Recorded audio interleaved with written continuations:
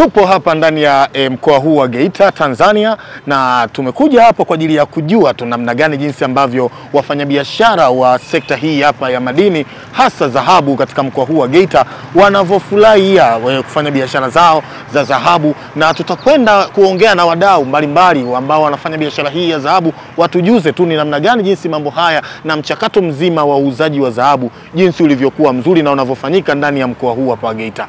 Ambatana na mimi hapa Shomi mwana wa Mirambo, wengine wanapenda kuniita mbobezi, na kwenda kubobea leo kwenye masuala mazima ya dhahabu na kujua ndani ya dhahabu kuna nini. Nifuate.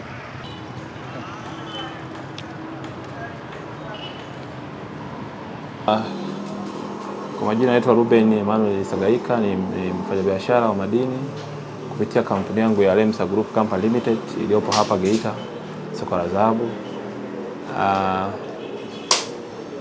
Tunafanya kazi ya kununua dhahabu, na utaratibu uliopo hapa ni kwamba mteja anapokuja na dhahabu yake, cha kwanza tunaifanyia smelting, tunaichoma. Ndio maana tuna majiko pale chini ya kuchomea dhahabu yetu. Tukishaichoma ile dhahabu inapita kwenye ofisi za madini ambapo tutaenda tawaonesha pale. Ikishachoma tunapeleka kwenye ofisi ya madini, inafanywa urasimishaji.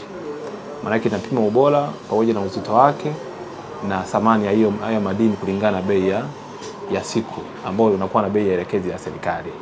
Sasa hapa mteja akishatoka hapo anakuja na document pamoja na dhahabu yake, anatafuta soko, kwamba anaenda kwa mnunuzi kwenda kununuliwa. Sasa anapoenda kununuliwa anakuja ofisini kwangu. Kwa mfano hapa mimi nitakachokifanya ni kuja kufanya mahesabu na mteja.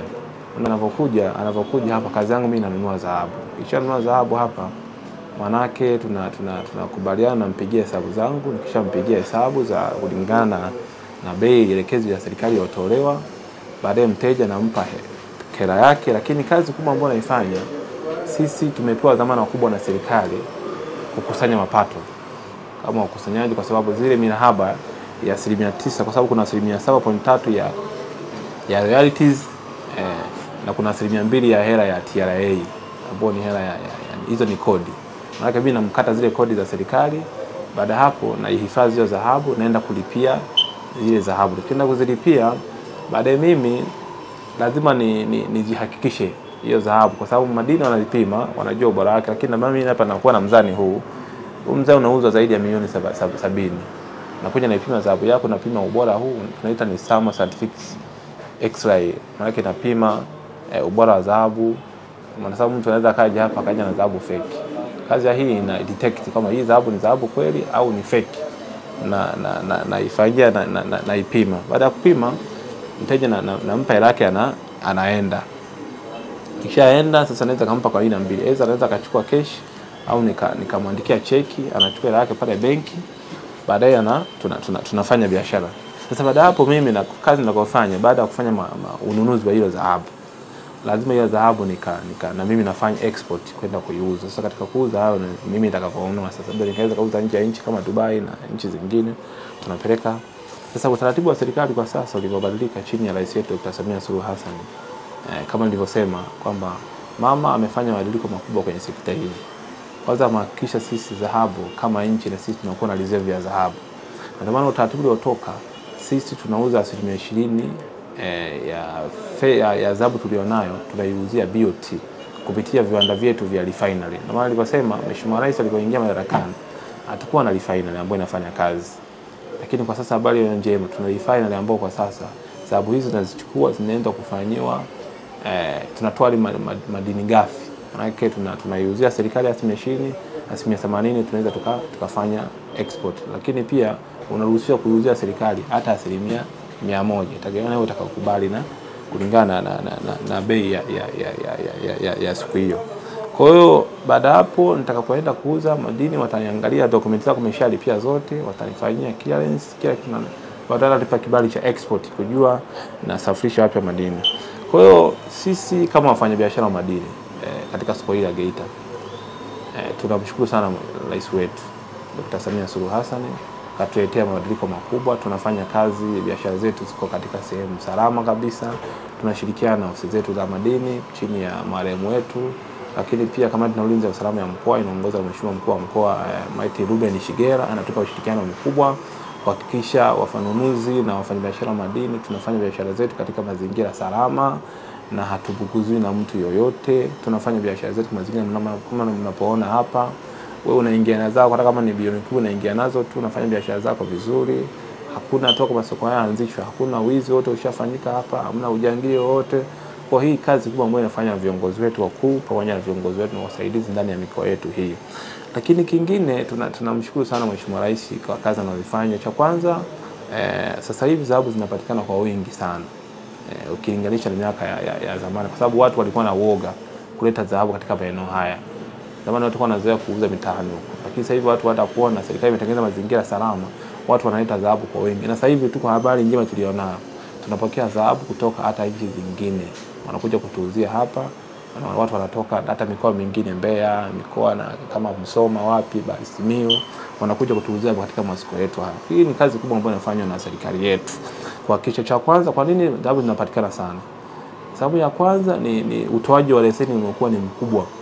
Mheshimiwa Rais ametengeneza mfumo mzuri wa utoaji wa leseni. Leseni kwa wachimbaji wadogo, leseni zimekuwa ni kubwa sana kwa wachimbaji ambazo zinawasaidia hawa watu wadogo kuchimba dhahabu zao, wanajipatia riziki zao, na dhahabu zote hizo zinaletwa katika masoko yetu hapo wanauza.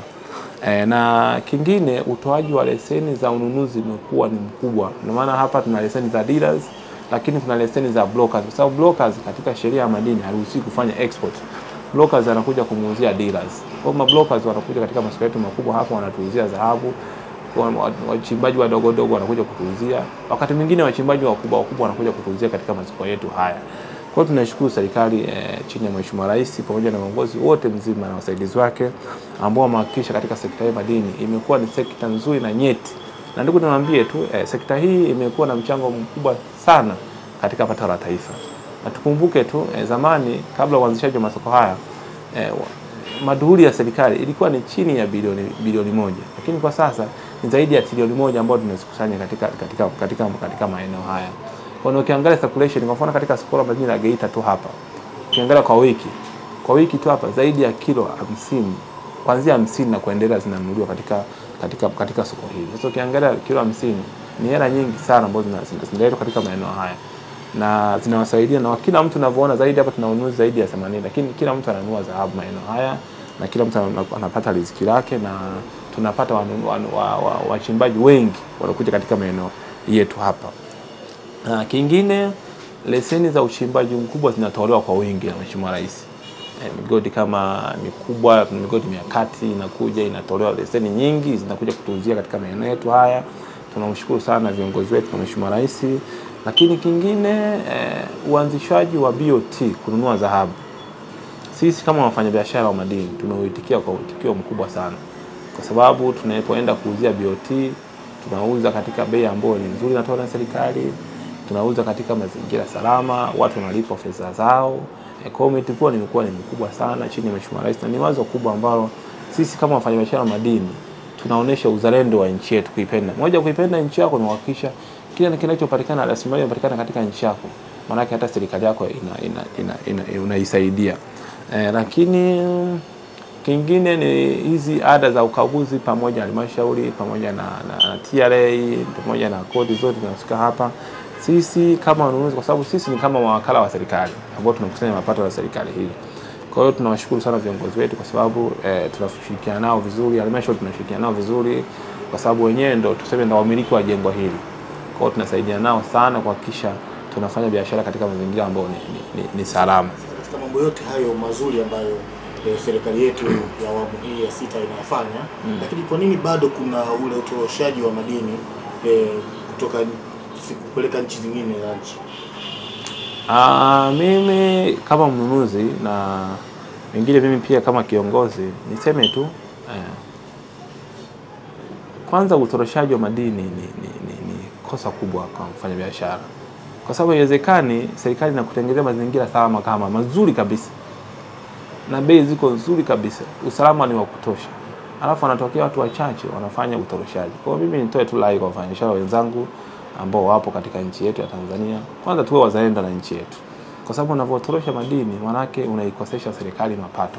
Serikali inatakiwa kwa mfano Geita hapa tuwe na barabara za lami nyingi, tuwe na vituo vya afya, tuwe na madarasa ya kutosha, watoto wetu waende shule wakasome, ndugu zetu wakasome, ndugu zetu wakatibiwe. Sasa unaenda unapofanya utoroshaji, manake hizi vitu vyote ambazo, kwa sababu serikali haifanyi biashara, serikali inakusanya kodi, na kodi inakusanya kutoka kwa wafanyabiashara wakubwa na wadogo wadogo. Sasa inategemea sana serikali, wafanyabiashara pamoja na wajasiriamali, ili waweze kukusanya mapato, ili saidie kuleta miundombinu pamoja na kuleta miradi mikubwa ya maendeleo. Kwa mimi niseme tu kwamba serikali iendelee kuchukua hatua kama ambavyo imekuwepo awali kwa wale wafanyabiashara ambao wanakuta kwa sababu hizo ni tamaa. Pamoja na kwamba wewe unafanya biashara, lakini ni tamaa. Unataka kuchukua haki ya serikali kuwa ni mali yako, kitu ambacho si sawa na kwenye nchi na kwenye kanuni yetu hairuhusu na katiba yetu hairuhusu. Kwa hiyo serikali iendelee kuwachukulia hatua wale ambao wanakuta wanakiuka katika kufanya utoroshaji. Na mimi niseme tu katika mkoa wetu wa Geita na katika soko letu wa Geita hili, utoroshaji hapa haupo. Na niseme tu toka Mheshimiwa Rais ameingia madarakani 2021 hatujawahi kuwa na kesi yoyote ya utoroshaji katika soko la madini Geita hapa, labda kama kuna mikoa mingine. Na bahati nzuri sisi soko hili ndio soko kubwa la madini nchini la kwanza, lilifunguliwa mwaka 2019. Sasa sisi lazima tutakuwa ndo image ya masoko mengine. Tunapoharibu image ya masoko mengine kama Geita hapa, maana sisi tunatuangalia kwingine. Kwa nitoe rai tu kwa wafanyabiashara wengine pia kwamba popote mambo utakuta kuna wenzetu wanafanya tabia hii, tutoe taarifa kwa viongozi, tutoe taarifa kwa serikali, tuhakikishe, kwa sababu mwisho wa siku tusije tukaharibiwa image. Kwa sababu Mheshimiwa Rais anatamani kutuletea mambo mazuri sana katika soko letu. Sasa tunapofanya utoroshaji, maana tunavunja heshima ya nchi yetu, tunapoteza haki za ndugu zetu, tunapoteza haki za watoto wetu ambao wanatamani kuja kufaidika na soko hili, lakini pia kuja kufaidika na miradi mikubwa ya maendeleo ambayo tunatamani ifanyike kupitia kodi, kupitia mirabaha hii, kwa sababu 9.3 ya madini na 20% ambayo inakusanya serikali ni hela nyingi sana. Zaidi ya trilioni 1 na kitu ukipoteza ni maana yake umehujumu serikali. Mwisho wa siku baada tutakamata katika kesi ya uhujumu uchumi. Kwa nini tufikie kwa wafanyabiashara wenzangu tusijitie, kwa sababu moja ya kosa kubwa la utoroshaji ukikamata nalo kwa mujibu wa katiba yetu na kwa mujibu wa kanuni ya madini inasema ukikamatwa na kosa la utoroshaji, maana yake unakuwa na kesi ya uhujumu uchumi, unataifisha mali yako, lakini unapigwa faini na wakati mwingine unafanywa kifungo cha maisha, ambacho kwa nini tufikie huko? Maana yake lazima tuwe wazalendo wa nchi yetu kuhakikisha tusifanye shughuli hizo.